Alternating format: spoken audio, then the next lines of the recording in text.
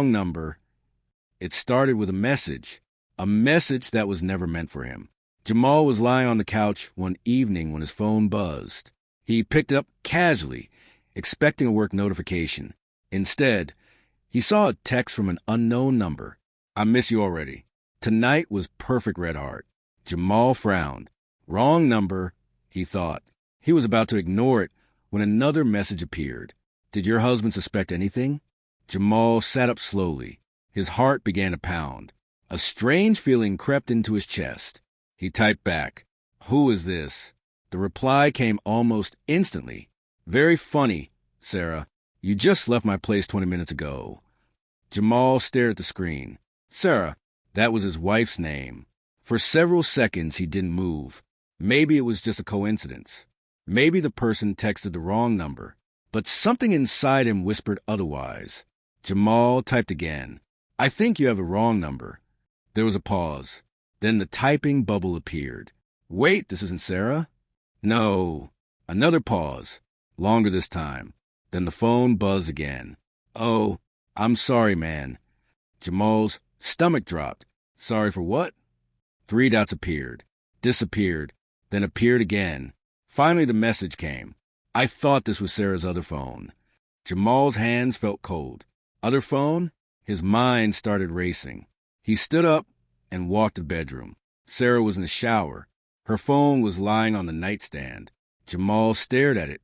He had never gone through her phone before, not once in their 5 years of marriage. But tonight felt different. Tonight something felt wrong. He picked it up slowly. The screen lit up, and what he saw made his chest tighten. Dozens of messages from someone saved as A. Heart emojis.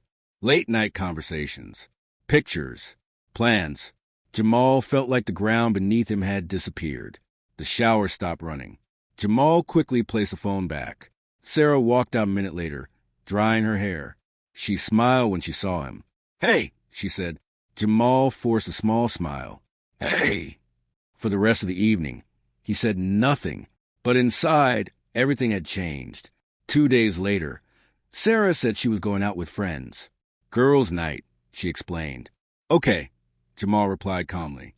He watched her carefully, the way she checked her makeup, the way she smiled at her phone before leaving. When the door closed, Jamal grabbed his car keys and followed her. Sarah didn't go to any restaurant. She didn't meet any friends. Instead, she drove to a quiet neighborhood across town. Jamal parked a short distance away.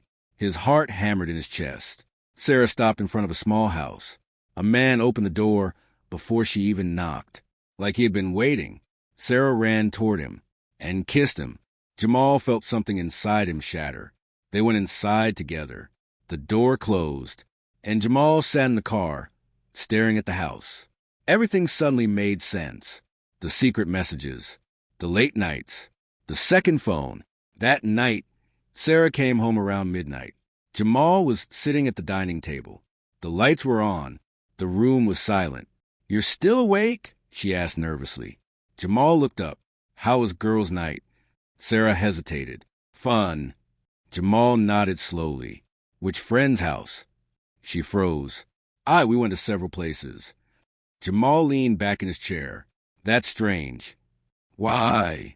"Because the house I saw you enter tonight only had one person waiting." Sarah's face went completely pale. "You followed me," she whispered. Jamal laughed bitterly.